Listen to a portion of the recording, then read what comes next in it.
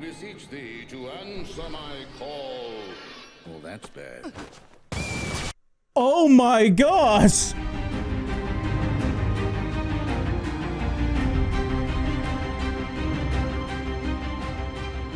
I am Noxidar!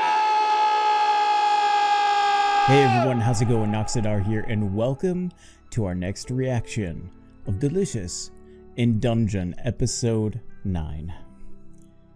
I'm starting to feel like I'm in a rhythm, I guess, and of course I've got a lot of episodes to catch up on. My hope is that in the next couple weeks I just take some time and I just knock out the rest of the season, and then I spend like an eternity editing it all, to be honest. Yes, we are here for a reaction though, not to talk shop. So without any further ado, let's get to our reaction. It's footsteps. I can't believe it. Someone that's really right. is grilling meat. We've just set up camp. We're not looking for a fight here. Wait a sec. Is that you, Laios? Namari? Long time no see. Well, I guess it's only been a week. Crazy. For me, it feels like months have passed. Okay. Obvious jokes aside, I didn't want to say it in the last reaction because I know that we've had similar party structures that have the appearance of other characters that have been part of the party. Clearly they were leading up to something like this is someone they know, but I didn't want to say it outright because I know people who had watched ahead would be like, well, actually it's not, it's just a coincidence. But no, okay, that is answered for me. I'm happy about that. These are my current employers, the Tansus. And those two are Kaka and Kiki. How could you abandon Fallon like that? Abandoned? I wasn't gonna risk my life for free. There was no point. Why you... Marcille, you need to rest. Is there a healer in your group? We'd like to request their assistance. What's your offer? Meat. Yep. Some healthy meat?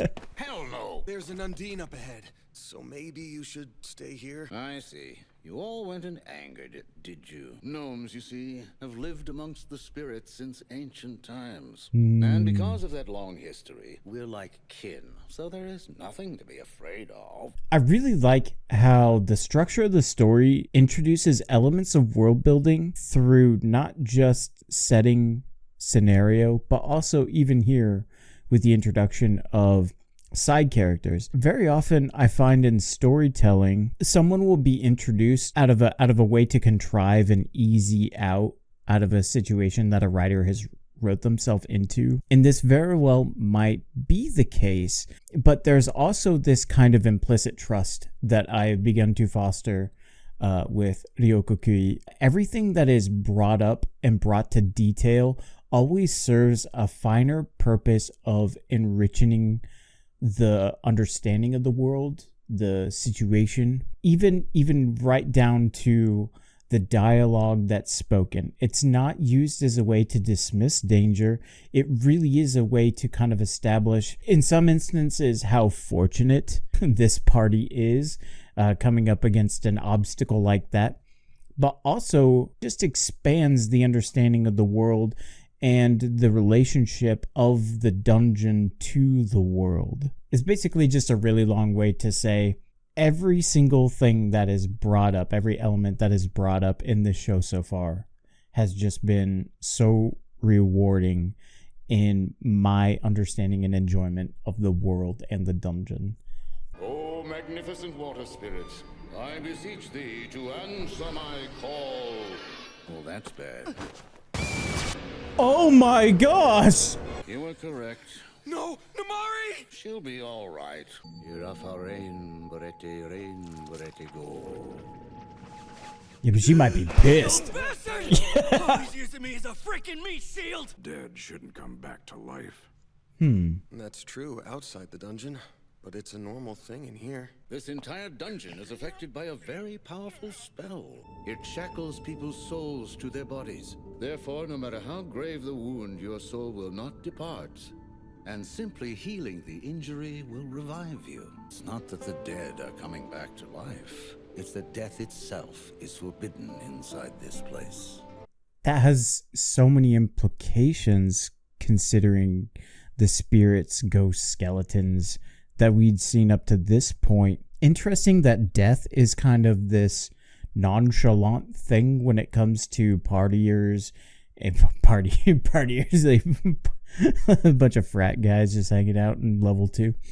This is so beautiful because we know Senshi has his mistrust, his distaste of magic. And to put that with something that is seemingly so benign and then immediately turn it on its head from a philosophical standpoint is just, this goes back to what I said earlier, is like Ryoko Kui plays with concepts and story function the way that someone is either like kneading bread and just really working the ingredients in, or just molding like something beautiful with clay. And every detail is not only delicate, but thought out. It's measured, it's precise. And so it's great that I can make all these allusions to cooking or, art in general along with this. And I don't think this is anything that's going to go away. So this actually took me by surprise a lot more than I thought it would. Going back to, it would be so easy to just kind of like contrive a convenience because, this particular race cancels out this. But then to use that for a comedic moment and a shock factor on top of that, it's I don't even know what to feel right now. I'm just constantly in awe. Oh my gosh. This is just the type of ancient sorcery that I research. If you agree to assist me, I will heal your friend in return. Senshi and I will accompany you. Elf writing, huh? So ugly and difficult to read. Seriously? You've got to stop with the creepy-ass swords, Laios. As for you, that axe, you need to take better care of it. I should probably chill, huh? Nah. When it comes to handling weapons, there's no one I trust more than you. What is it? There's a monster. Well, defeat it then. Oh, great. Oh, I see now. This isn't the time to analyze. Kiki, are you all right? If you get captured, there's a high chance you won't make it out alive. I will revive you if that happens. Fine. I'm going in. Senshi, can I borrow your helmet? Oh. Don't do this. You can't put all of your trust into revival magic. I'm not. The thing I'm putting my trust into here is you and Senshi. All right. Hey, danger noodles! Of course they are. Let's go. So that's what he meant. Yeah, sure. Give me the toughest job. Wow, that was so good. Oh, is his face all swollen? Wait, what happened? Oh, Kiki, you poor thing. Afraid this will take some time. Yeah, that's fine. What the hell happened to your face? I got stung by tentacles. Your hand looks like a gnome's in that state. Let's see. So it's an ivy tentacle. Cut an X into the exposed surface, then peel downward to remove the outer skin of the cnidocyte. Apparently it's tasty. Interesting. I think the taste differs in each spot. You must be imagining that. Try some from this spot right here. No, I'm fine, really. We're plenty stocked on food, so I'll pass. All right, Laios. It's your turn. Fantastic. Though, could you start with her first? Good guy, Laios. Well done. Being healthy really is the best feeling. It's watching us. Do you think it's still upset? I don't know how you angered it so much in the first place. I find it kind of interesting the general attitude displayed by these different races towards elves having, a horrible alphabet, barely legible. To think that they're just kind of ignorant when, it seems like they're typically and most often portrayed as, being wise, beyond the appearance of their years at any rate. I find this as more of an expanding form of world building instead of a narrowing one. It's a risk to be sure, but once you establish the familiar, that's where you introduce the elements that feel alien And what ends up happening is, like a strange alien banana that we just saw, like your flavor palette towards it changes. You know, in fact, we fully saw that with like Laios. Laios was so willing to try it, so willing to give it a chance, that he ended up enjoying it. And I can't help but like kind of agree with him. That's how I got into the show in the first place. I saw the trailer, I watched it, with of course the Japanese voice actors, and I thought this is kind of like a zany thing. Then once I saw on an Instagram post that Emily Rudd was kind of attached to it and it was her first voice acting gig, I thought, you know what, this actually would be kind of cool to check out. So again, I look for that thing that was a little bit familiar, and absolutely I'm just enjoying the taste of what's going on. This is so much fun, and it's not even that it's fun, it's fulfilling. It's like when you're eating a good meal that is like the best meal you've had in a long time. You're savoring it, but also at the same time you're devouring it, and you're kind of okay with living in the middle of that, both savoring and devouring, because at the end of it, you're going to feel fulfilled. And that's really what it's like going through all of these episodes. I mean, we're not even to the midway point of the season, and already, like, I just feel fulfilled in what I've seen and experienced so far. From what I remember, a spirit's lifespan is about 1 week. A whole week, huh?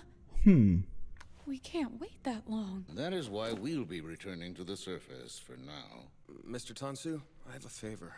You want me to return to the surface too? But why now? I don't get it. Look, your mana's currently depleted, and I hear that's like having anemia for magic users. I'm fine though. It's hard to believe how good I feel. It was probably the liver. Nutrients don't show up in the body that fast. They slowly build up day Yeah, by that's great. No. I can recover my mana, and I'm going to use the Undine to do it. I'll catch it and drink it! If we heat this pan and use it as a shield, then we can attack and defend! What's a shoddy pan gonna do? How dare you call it shoddy? Oh, here we go. This color, this shine, this weight, this feel. It's adamantine, isn't it? Trap the Undine inside. And then put it over a fire and kill it! That's the only way. Even if the shield is sturdy, the Undine might be too powerful. That dwarf might be fine, but will Laios be able to hold it down? Heads up! Laios! Namari. Let's go. This is so cool.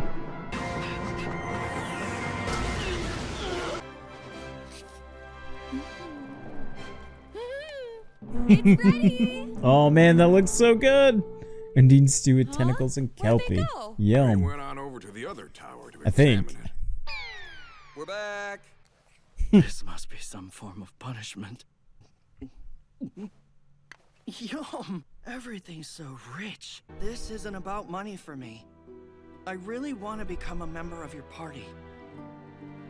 I promise to do my best. I feel like as I'm watching this show, the one thing that I'm really learning over all this time is what is effectively the nature of magic. It doesn't feel like it's this straightforward thing, that it comes in many flavors. We see the magic of the nature of creatures and beasts that inhabit the dungeon. We see the magic of, or even the lack thereof, of how that affects people, such as Marcille. We see the magic of coming together, overcoming differences, and the magic of camaraderie around a fire and a meal. Over a good meal, people can settle their differences. This definitely was something that really struck home with me in episode 4, when they were cooking with the orcs. But especially here, especially with someone like Namari, who left the party because there was no more advantage to be found, and then to realize that advantage had never left. It just needed to be seen and given new light. And the way that people can find their purpose in these situations is even unto itself magic. And then pulling back from 30,000 feet to tell this story, to weave it so interconnected with the world of magic, and then just the thing that you would think would be so mundane, such as preparing a meal, and how exciting and magical even something like that can be. And that kind of goes back to what I talked about like just being full of gratitude and gratefulness, and being able to have that perspective as you look around the world and you see things not just for what they are, but the magic that they possess. And I'm truly just so grateful to be able to watch this story, to react and share these experiences with all of you. And it, like, all I can really do is just sit here and shake my head, or, yap for 2 or 3 minutes like I just did. Either or, you never know how these things play out, but my God, I love this show. Oh, by the way, what's Shuro up to? He was so in love with Fallon, he wanted to propose. So I'm willing to bet he's looking for her. Huh? Seriously? So dense. I know Fallon's special to you, but I hope you make it back okay. Same to you, Namari. I really miss not having our narrator break this down. I guess it must have seen my reactions and thought I'm doing a decent enough job at it, so here we go. Let's take a stab. Although I really feel like just a few minutes ago I kind of laid it out really how I felt about the whole thing. I love that we had this magical MacGyver of an episode where we just take objects around us, and then the objects have a story to them, and then the objects are used in said story to create new story. And it's story all the way down. And just, again, how gratifying it is to come to the end of an episode and feel fulfilled in what had happened in it. This might ruffle some feathers with what I say here, but I truly do mean this.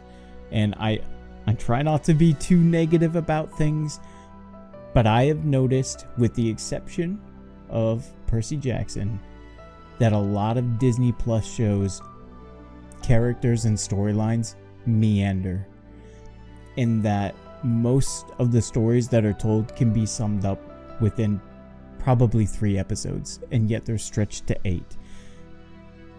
And then I have this weird time warp where I watch an episode of Delicious in Dungeon, and I feel like so much happens and so much development occurs, so much world building and love of storytelling, and it feels like Marcille and Chilchuk said to Laios, so dense.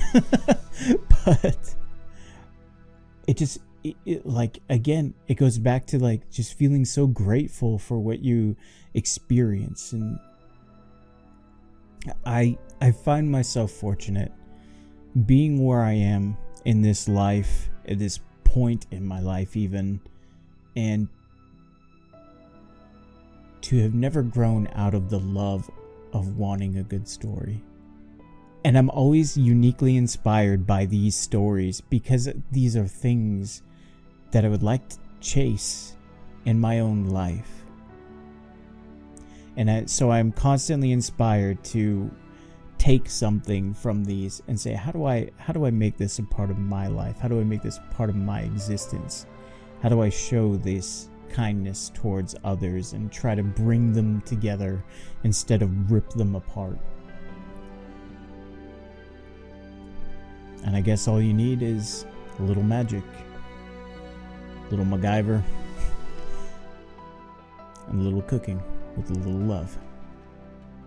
That's all the time we have for today. I'll see you in the next one. This is Noxidar, out. We'll see ya. I have no idea why my camera does that.